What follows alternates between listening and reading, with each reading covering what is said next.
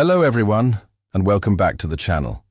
Today we're tackling a topic that is incredibly important, but often stays in the shadows: senior fraud. It's a heartbreaking reality that scammers are increasingly targeting our parents, grandparents, and elderly neighbors. They prey on trust, kindness, and sometimes a lack of familiarity with new technology. My goal today is not to scare you, but to arm you with knowledge. We're going to pull back the curtain on how these scams work, who the scammers are, and most importantly, how we can protect the people we love. So, what exactly is senior fraud? It's any deceptive scheme designed to cheat older adults out of their money, property, or personal information. The tactics are constantly evolving, but they often share common themes. Scammers might impersonate a government official, a grandchild in trouble, or even a romantic interest. They create a sense of urgency or panic, making it difficult for their victims to think clearly. They might say you've won a lottery but need to pay a fee to collect, or that there's a warrant out for your arrest for a missed payment. The emotional toll of these scams can be just as devastating as the financial loss, leading to feelings of shame, fear, and isolation. That's why talking about this openly is the first step towards stopping it. Let's break down some of the most common scams hitting seniors right now. First up is the grandparent scam. This one is particularly cruel. A scammer calls an older person and says something like, "Grandma, it's me, I'm in trouble." They'll claim they've been in an accident, arrested, or are stuck in a foreign country and need money wired immediately. They often beg the grandparent not to tell their parents. The urgency and emotional manipulation make this scam incredibly effective. They might even use artificial intelligence to clone a grandchild's voice from a short online clip, making the plea for help sound terrifyingly real. Next, we have government impersonation scams. You might get a call from someone claiming to be from the IRS, Social Security Administration, or Medicare. They'll use official-sounding language and may even have some of your personal information, which they can buy on the dark web. They'll threaten you with arrest, fines, or loss of benefits if you don't immediately pay a supposed debt or provide sensitive information like your social security number or bank account details.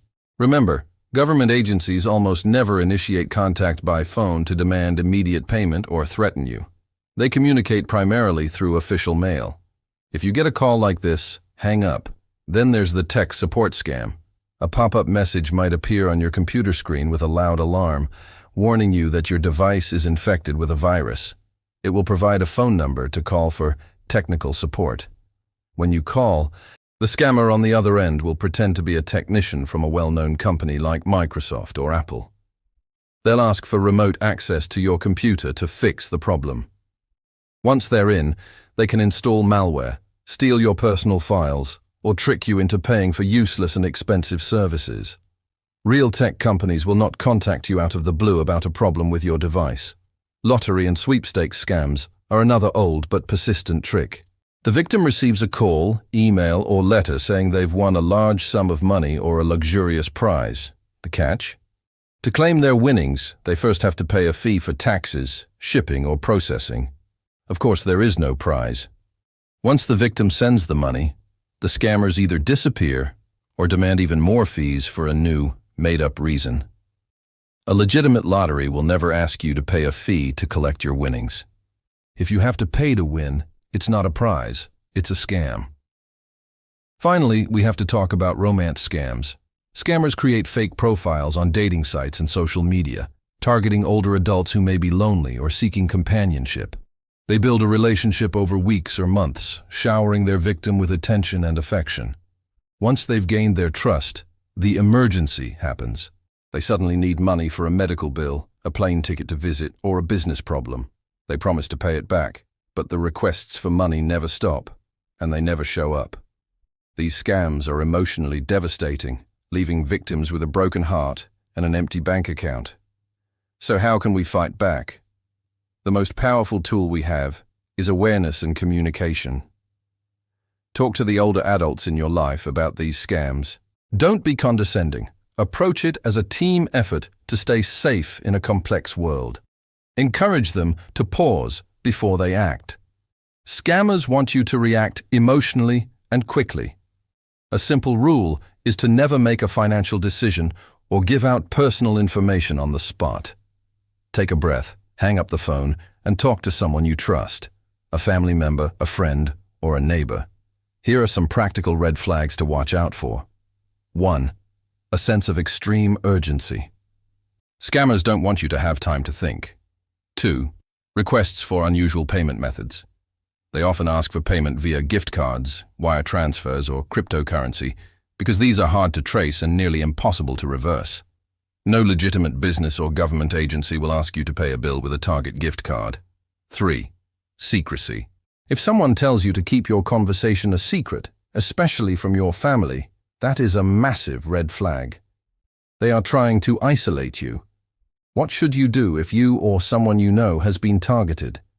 First, there is no shame.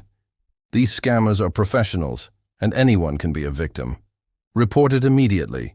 Contact your local police, your bank, and the Federal Trade Commission. The FTC website is a fantastic resource for reporting fraud and getting your money back if possible. If gift cards were involved, contact the company that issued the card right away. The sooner you act, the better your chances of minimizing the damage.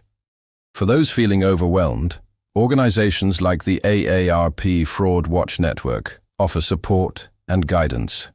You are not alone in this. Let's also talk about prevention. Set up your loved one's online accounts with strong, unique passwords and two-factor authentication.